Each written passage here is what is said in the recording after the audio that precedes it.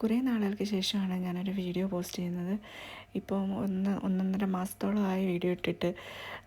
അതിൻ്റെ പുറകിലെ കാര്യങ്ങളെല്ലാം ഞാൻ വിശദമായിട്ട് പറയാമേ.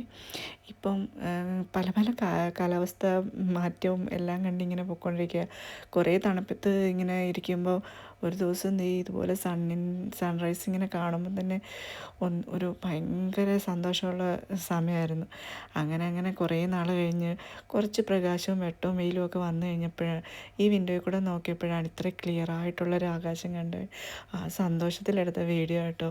അങ്ങനെ സൂം ചെയ്ത് നോക്കിയൊരു ഫ്ലൈറ്റ് പോകുന്നതൊക്കെ കാണാമായിരുന്നു. അപ്പോൾ ഇതൊക്കെ കണ്ടിങ്ങനെ ആ സ്കൈയൊക്കെ കണ്ട് ആസ്വദിച്ചിങ്ങനെ ഇരിക്കുമായിരുന്നു. കുറച്ച് വെട്ടവും വെളിച്ചമൊക്കെ വന്നാൽ ഒരു ഉന്മേഷമൊക്കെ ഉള്ളൂ അല്ലേ.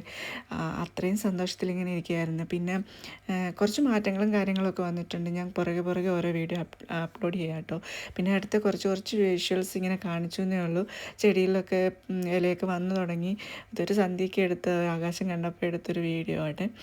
പിന്നെ ആലിപ്പഴം വീഴുന്നു, മഴ പെയ്യുന്നു, വെയിൽ വരുന്നു, മാറ്റങ്ങൾ പലതും. ഇപ്പോൾ പൂക്കളൊക്കെ വന്നു തുടങ്ങിയിട്ടുണ്ട്. നല്ല ഭംഗിയുണ്ട് ഇപ്പം കാണാൻ.